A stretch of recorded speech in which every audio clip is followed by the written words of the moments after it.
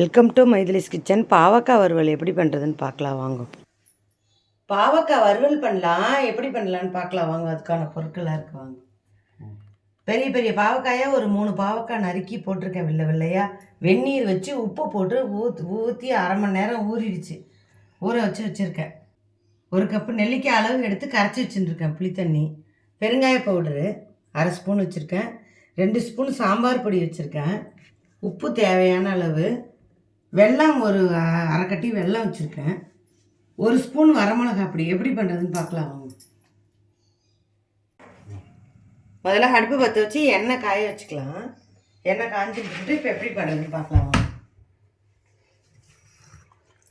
வெந்நீரில் போட்டுட்டேன் பாவக்காயை, உங்களுக்கு கசப்பே தெரியாது. உப்பு போட்டு வெந்நீரில் போட்டு வச்சுட்டேன். ஒரு அரை மணி நேரம் ஊறிடுது.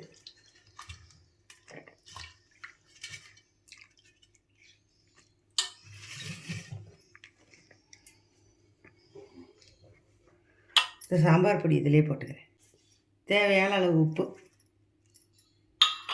பெருங்காய பொடி போடுறேன். இந்த வரமிளகா பொடி இதிலே போட்டு எல்லாம் நம்ம இதிலே போட்டுடலாம். வெல்லம் போட்டிருக்கேன். இப்போ இந்த புளியும் இதிலே ஊற்றிடுறேன், புளி தண்ணி.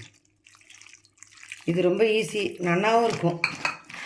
கசக்கவும் கசக்காது, ரொம்ப நல்லா இருக்கும் சிப்ஸு.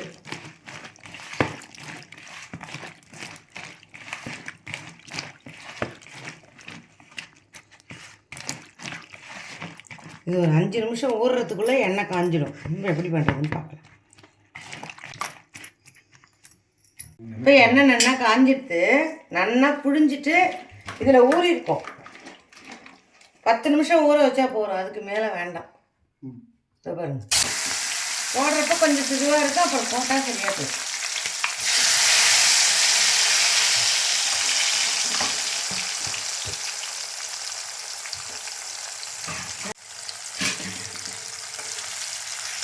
நல்லா மொறுன்னு ஆனோன்னா வேகலாம்.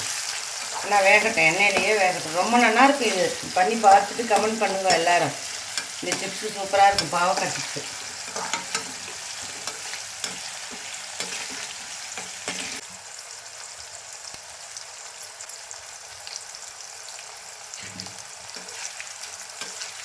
இந்த புளி மாதிரியே நம்ம தயிரில் போடலாம், ரொம்ப நல்லாயிருக்கும். இந்த புளியில் ஊற்றாமல் இது மெத்தட்லேயே புளிக்கு பதிலாக தயிர் ஊற்றி பண்ணலாம், அதுவும் சூப்பராக இருக்கும். தயிர், புளிச்ச தயிர் நிறையா இருந்தால் கீழே கொட்டாமல் பாருக்காயில் ஊற்றி பண்ணலாம், ரொம்ப நல்லாயிருக்கும். அது புளி மாதிரியே.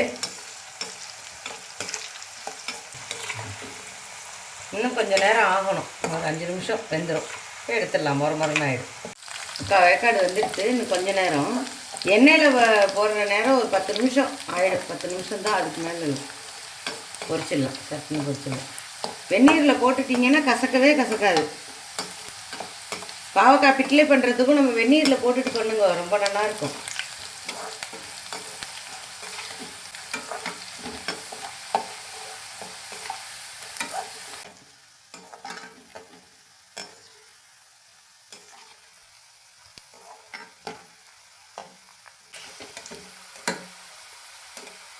பாருங்க, பாவக்காயை எடுத்துறேன். பாவக்காய் சிப்ஸு ரெடி. சாம்பார் சாதம், தயிர் சாதம் எல்லாத்துக்குமே இது ரொம்ப நல்லா இருக்கும் காம்பினேஷன். பண்ணி பார்த்துட்டு கமெண்ட் பண்ணுங்க.